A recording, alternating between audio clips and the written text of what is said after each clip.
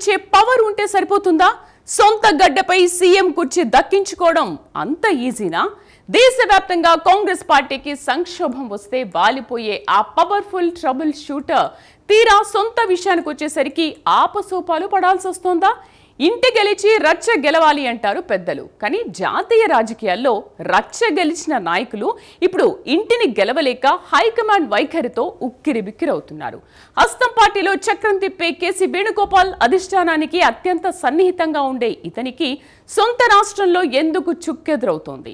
అసలు హస్తం party politics ఎవరికి అంతు చిక్కవా? అధిష్టానం ఎందుకు తటపటాయిస్తోంది? దీని వెనుక ఉన్న అసలు రహస్యం ఏంటి? ఆ కంప్లీట్ పొలిటికల్ పోస్ట్ మార్టం ఇప్పుడు చూద్దాం.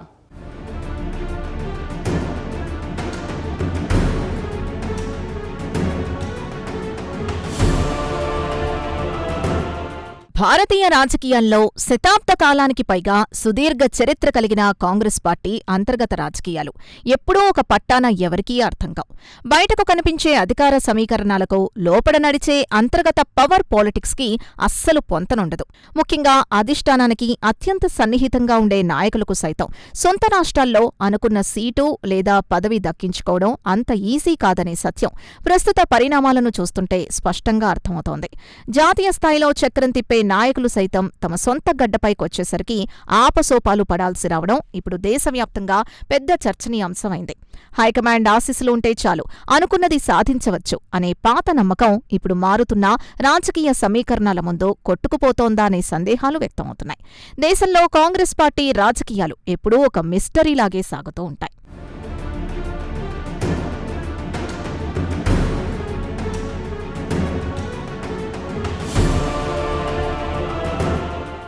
ఈ వ్యూహాత్మక కోణంలో చూసినప్పుడు మనకు మొదటగా వినిపించే పేరు కేసీ వేణుగోపాల్. అఖిల భారత కాంగ్రెస్ కమిటీలో అత్యంత కీలకమైన సంస్థాగత వ్యవహారాల ప్రధాన కార్యదర్శిగా ఆయన కొనసాగుతున్నారు. దేశవ్యాప్తంగా ఎక్కడ కాంగ్రెస్ పార్టీకి సమస్యొచ్చినా, సంక్షోభం తలెత్తినా అక్కడ వాలిపోయే ఏకైక ట్రబుల్ షూటర్ ఆయనే అనడంలో ఎలాంటి అతిశయోక్తి లేదు. వివిధ రాష్ట్రాల్లో ముఖ్యమంత్రుల ఎంపిక ప్రక్రియ నుండి గ్రూపు రాజకీయాలను కొలిక్కి తేవడం వరకు ప్రతి విషయంలోనూ కేసీ వేణుగోపాల్ పాత్ర అత్యంత కీలకం. సోనియాగాంధీ, రాహుల్ గాంధీలకు అత్యంత నమ్మకస్తుడిగా, హైకమాండ్లో ఒక ముఖ్య భాగస్వామిగా ఉన్న కేసీ వేణుగోపాల్కు సొంత విషయానికొచ్చేసరికి మాత్రం తీవ్ర నిరాశ ఎదురవుతోంది. జాతీయ స్థాయిలో అందరి సమస్యల్ని పరిష్కరించే ఈ లీడర్ తన సొంత రాష్ట్రమైన కేరళలో మాత్రం తన పట్టును నిరూపించుకోలేకపోవడం రాజకీయ వర్గాల్ని విస్మయానికి గురిచేస్తోంది.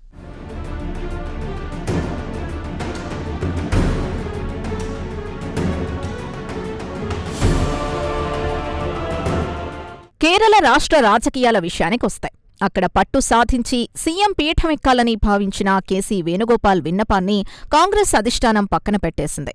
కేరళలో అత్యంత సీనియర్ నాయకుడైన రమేష్ చెన్నితాలకు సైతం హైకమాండ్ గట్టి హ్యాండ్ ఇచ్చింది. రాష్ట్రంలో కొత్త నాయకత్వాన్ని తీసుకురావాలనే సాకుతో వీరిద్దర్నీ పక్కకు పెట్టి వీడీ సతీశన్ను ఏకంగా ముఖ్యమంత్రి పీఠంపై కూర్చోబెట్టడం వెనుక పెద్ద వ్యూహమే నడిచింది. ఇంట గెలిచి రచ్చగెలవాలి అనే సామెతను గుర్తుచేస్తూ జాతీయ స్థాయిలో ఎంతటి పవర్ఫుల్ పొజిషన్లో ఉన్నప్పటికీ సొంత రాష్ట్రంలో స్థానిక నాయకత్వ సమీకరణాలు అనుకూలంగా లేకపోతే అధిష్టానం కూడా ఏమీ చేయలేదు అనే సంకేతాలిస్తోంది ఈ పరిణామం.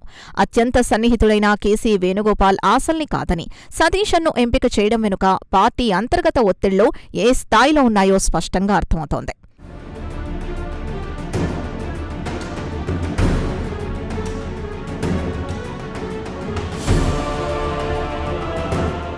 ఈ సీఎం ఎంపిక ప్రక్రియ వెనుక కేరళలోని యునైటెడ్ డెమోక్రటిక్ ఫ్రంట్ కూటమిలో ఉన్న ఇండియన్ యూనియన్ ముస్లిం లీగ్ ఒత్తిడి కూడా ఒక ముఖ్యమైన ఫ్యాక్టర్గా పనిచేసిందని రాజకీయ విశ్లేషకులు భావిస్తున్నారు.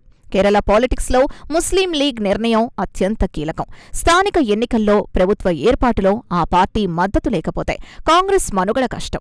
ఈ క్రమంలోనే ఐయుఎంఎల్ ఒత్తిడికి కాంగ్రెస్ అధిష్టానం దిగొచ్చి సతీశన్కు సీఎం పదవిని కట్టబెట్టిందని విశ్లేషిస్తున్నారు. కూటమి పార్టీల ప్రయోజనాల్ని కాపాడటం కోసం, రాష్ట్రంలో పార్టీ ఉనికిని కాపాడుకోవడం కోసం సోనియాగాంధీ, రాహుల్ గాంధీలు తమకు అత్యంత నమ్మకస్తుడైన కేసీ వేణుగోపాల్ని సైతం పక్కన పెట్టడానికి వెనకాడలేదు. ప్రాంతీయ రాజకీయాల ఒత్తిడి ముందు జాతీయ నాయకత్వం తలవంచక తప్పని పరిస్థితి ఏర్పడింది.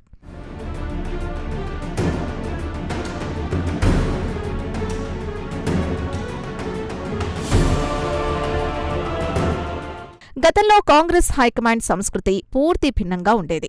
అధిష్టానానికి ఎవరైతే సన్నిహితంగా ఉంటారో వారి మాటే వేదంగా సాగేది. ఢిల్లీ పెద్దల ఆశీస్సులు ఉన్నవారికే ఎల్లప్పుడూ అత్యున్నత ప్రాధాన్యత దక్కేది. కానీ నేడు ఆ పరిస్థితిలో స్పష్టమైన మార్పు కనిపిస్తోంది. ప్రస్తుత రోజుల్లో అధిష్టానం ఏదైనా నిర్ణయం తీసుకోవడానికి ఎందుకు అంతగా తటపటాయిస్తోంది అనేది ఇప్పుడు $1,000,000 ప్రశ్న. స్థానిక క్యాడర్లో పట్టులేని నాయకుల్ని ఢిల్లీ నుండి రుద్దితే పార్టీకి నష్టం జరుగుతుందని చేదు నిజాన్ని హైకమాండ్ ఆలస్యంగానైనా గ్రహించినట్లు అర్థమవుతోంది. మంత్రాలకు చింతకాయలు రాలవు అన్నట్లుగా కేవలం ఢిల్లీ స్థాయిలో సన్నిహిత సంబంధాలు ఉన్నంత మాత్రాన క్షేత్రస్థాయిలో ఓట్లు రాలవు అనే వాస్తవ పరిస్థితిని అధిష్టానం గుర్తించింది.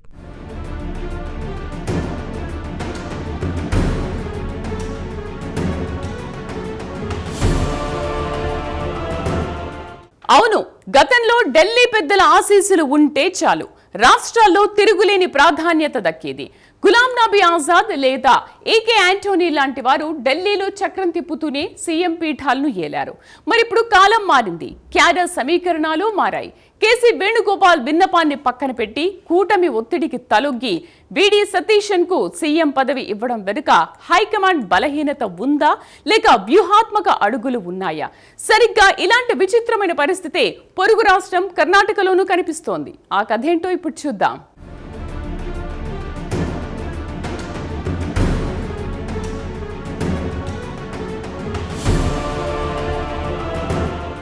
అయితే కాంగ్రెస్ చరిత్రను ఒకసారి పరిశీలిస్తే గతంలో గులాం నబీ ఆజాద్, ఏకే యాంటోనీ, అశోక్ గెహ్లాట్, దిగ్విజయ్ సింగ్ వంటి దిగ్గజ నాయకులు జాతీయ రాజకీయాల్లో అత్యంత కీలకమైన పదవుల్లో చక్రం తిప్పుతూనే తమ సొంత రాష్ట్రాల్లో ముఖ్యమంత్రులుగా సుదీర్ఘకాలం పరిపాలన సాగించారు. వారు అటు ఢిల్లీ పీఠాన్ని శాసిస్తూనే ఇటు సొంత రాష్ట్రంలో తమ పట్టును ఏమాత్రం కోల్పోకుండా బ్యాలెన్స్ చేయగలిగారు. మరి నాటి నాయకులకు సాధ్యమైన ఈ బ్యాలెన్సింగ్ యాక్ట్ నేటితరం నాయకులైన కేసీ వేణుగోపాల్ లేదా ఇతరులకు ఎందుకు సాధ్యం కావడం లేదు అనేది ఒక లోతైన విశ్లేషణకు దారితీస్తోంది. నాటి కాలంలో ప్రాంతీయ నాయకులకు ఉన్న స్వతంత్ర ప్రజాదరణ నేటి నాయకుల్లో లోపించడం వల్లే ఈ వ్యత్యాసం కనిపిస్తోందని రాజకీయ పండితులు విశ్లేషిస్తున్నారు.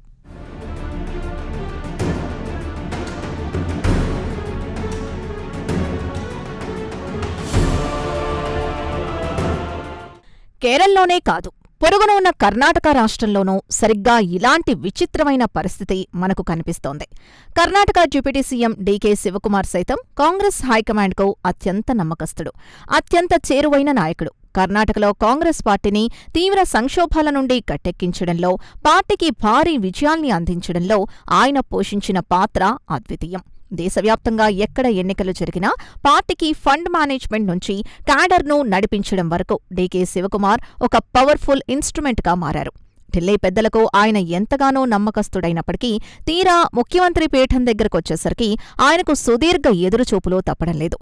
జాతీయ స్థాయిలో ట్రబుల్ షూటర్గా పేరు తెచ్చుకున్న డీకే సొంత పదవి విషయానికొచ్చేసరికి ఆపసోపాలు పడాల్సొస్తోంది.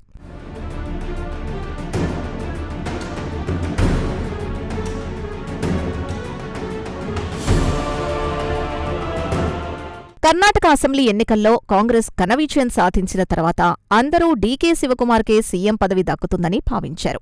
కానీ అధిష్టానం మాత్రం మాస్ లీడర్ అయిన సిద్ధరామయ్యను పక్కన పెట్టలేకపోయింది. అలాగని పార్టీని నమ్ముకున్న డీకేను పూర్తిగా విస్మరించలేదు. ఇద్దరి మధ్య అధికార సమతుల్యతను కాపాడటానికి డీకేకు డిప్యూటీ సీఎం పదవిని ఇచ్చి సర్ది చెప్పింది.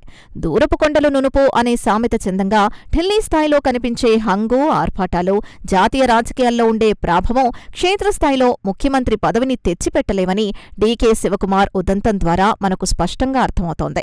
సొంత రాష్ట్రంలో జనాదరణ, సామాజిక సమీకరణాలు అనుకూలంగా ఉన్న సిద్ధరామయ్య వైపే అధిష్టానం మొగ్గు చూపక తప్పలేదు.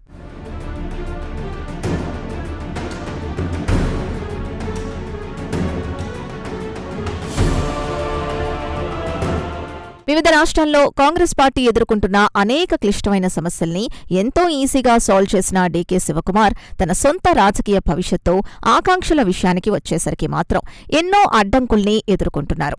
గోవా, గుజరాత్, మధ్యప్రదేశ్ వంటి రాష్ట్రాల్లో ఎమ్మెల్యేలను క్యాంపు పాలిటిక్స్ ద్వారా కాపాడిన ఘనత డీకేది. కానీ సొంత రాష్ట్రంలో సీఎం పీఠాన్ని అధిరోహించడానికి ఆయనకున్న అర్హతలు, హైకమాండ్ వద్ద ఉన్న సాన్నిహిత్యం సరిపోవడం లేదు. ఇది కాంగ్రెస్ పార్టీ అంతర్గత ప్రజాస్వామ్యానికి నిదర్శనమా లేక అధిష్టానం యొక్క బలహీనతకు సంకేతమా అనేది ఒక పెద్ద చర్చనీయాంశం. క్లిష్ట సమయాల్లో పార్టీని ఆదుకునే వ్యూహకర్తలకు చివరికి నిరాశే మిగులుతోందా అనే అనుమానాలు వ్యక్తమవుతున్నాయి.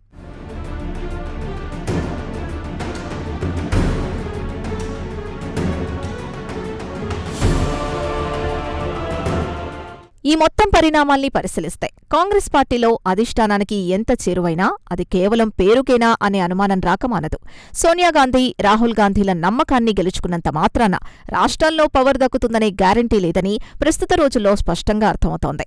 మారుతున్న రాజకీయ కాలంలో హైకమాండ్ ఒంటెద్దు పోకడలకు స్వస్తి చెప్పి స్థానిక పరిస్థితులకు అనుగుణంగా నిర్ణయాలు తీసుకుంటోందని విశ్లేషిస్తున్నారు. క్షేత్రస్థాయిలో బలం లేని నాయకుల్ని ఢిల్లీ మద్దతుతో సీఎం కుర్చీలో కూర్చోబెడితే అది పార్టీ మనుగడకే ప్రమాదకరంగా మారుతుందనే సంకేతాలిస్తోంది ప్రస్తుత హైకమాండ్ వైఖరి. అందుకే అధిష్టానం కూడా పాత పద్ధతుల్ని పక్కకు పెట్టి ఆచితూచి అడుగులు వేస్తోంది.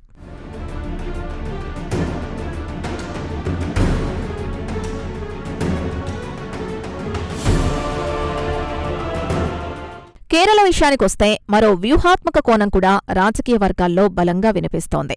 కేరళలో సీఎం సీటుపై వచ్చే తీవ్రమైన పోటీని ముందే కట్టడి చేసేందుకు కేసీ వేణుగోపాల్ని ఒక వ్యూహం ప్రకారం తెరపైకి తీసుకొచ్చారా అనే అనుమానాలు కూడా వచ్చాయి. రాష్ట్రంలో ఉన్న వివిధ గ్రూపుల్ని నియంత్రించడానికి, ఒకరిపై ఒకరు ఆధిపత్యం చెలాయించకుండా చూడటానికి అధిష్టానం ఈ రకమైన పవర్ గేమ్ ఆడి ఉండవచ్చని భావిస్తున్నారు. తానొకటి తెలిస్తే దైవమొకటి తలిచినట్టు అన్నట్లుగా స్థానిక నాయకులు కేసీ వేణుగోపాల్ రాకను తీవ్రంగా వ్యతిరేకించడంతో అధిష్టానం తన వ్యూహాన్ని మార్చుకోవాల్సొచ్చింది. సొంత రాష్ట్ర నేతల తిరుగుబాటును తట్టుకోలేకే హైకమాండ్ చివరకు సతీశన్కే పగ్గాలు అప్పగించి వెనక్కి తగ్గింది.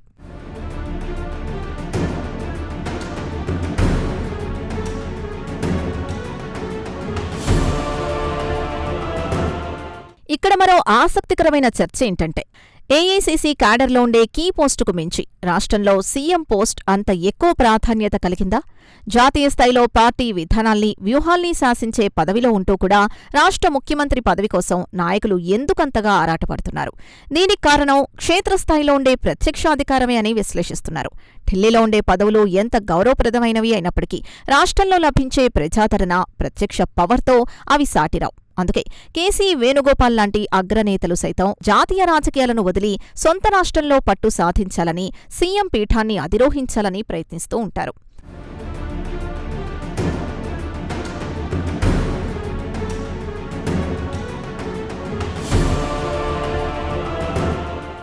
ప్రస్తుత తరుణంలో కాంగ్రెస్ అధిష్టానం ఎందుకు నిర్ణయాలు తీసుకోవడంలో అంతగా తటపటాయిస్తోంది అనే అంశాన్ని లోతుగా గమనిస్తే ప్రాంతీయ పార్టీల ఉధృతి, అంతర్గత అసమ్మతి భయమే ప్రధాన కారణాలుగా కనిపిస్తాయి. గతంలోలాగా కాంగ్రెస్కి దేశవ్యాప్తంగా ఏకఛత్రాధిపత్యం లేదు. చిన్న తప్పు జరిగినా పార్టీ ముక్కలయ్యే ప్రమాదం ఉంది. అందుకే స్థానిక లీడర్లను కానీ, కూటమి భాగస్వాముల్ని కానీ నొప్పించడం అధిష్టానానికి ఇష్టం లేదు. స్థానిక బలాన్ని కాదని ఢిల్లీ పెద్దల మాట వింటే నష్టం జరుగుతుందనే సంకేతాలిస్తోంది ప్రస్తుత రాజకీయ ముఖచిత్రం. అందుకే హైకమాండ్ తన సొంత సన్నిహితుల్ని కూడా పక్కకు పెట్టి స్థానిక ప్రజాదరణ ఉన్నవారికే పట్టం కట్టడానికి మొగ్గు చూపుతోంది.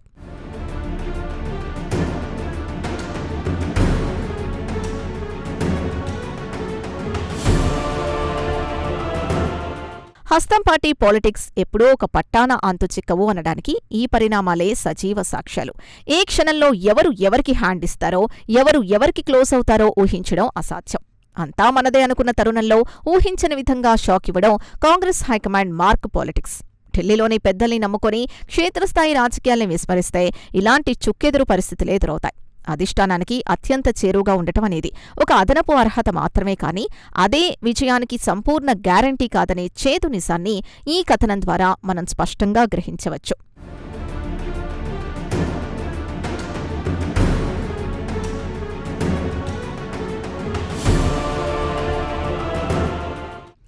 చివరగా చెప్పాలంటే నేటి కాంగ్రెస్ పార్టీ పాలిటిక్స్లో క్షేత్రస్థాయి బలం, సామాజిక సమీకరణాలు, కూటమి పార్టీల మద్దతు మాత్రమే ఫైనల్గా ఎవరి భవిష్యత్తునైనా డిసైడ్ చేస్తాయి. ఢిల్లీలో చక్రం తిప్పే కేసీ వేణుగోపాల్ అయినా లేక కర్ణాటకలో ట్రబుల్ షూటర్గా నిలిచిన డీకే శివకుమార్ అయినా స్థానిక పరిస్థితులకు లొంగిపోక తప్పదు. హైకమాండ్ సన్నిహితుల ప్రయోజనాల కంటే పార్టీ ఉనికి, విజయమే ముఖ్యమని భావించి నిర్ణయాలు తీసుకుంటున్న తరుణంలో హస్తం పార్టీ పాలిటిక్స్ రాబోయే రోజుల్లో మరిన్ని విచిత్రమైన మలుపులు తిరిగే అవకాశం ఉందని విశ్లేషిస్తున్నారు. అధిష్టానం యొక్క ఈ తటపటాయింపు వెనుక ఉన్న అసలు రహస్యం పార్టీని బతికించుకోవాలనే ఆరాటమే అని స్పష్టంగా అర్థమవుతోంది.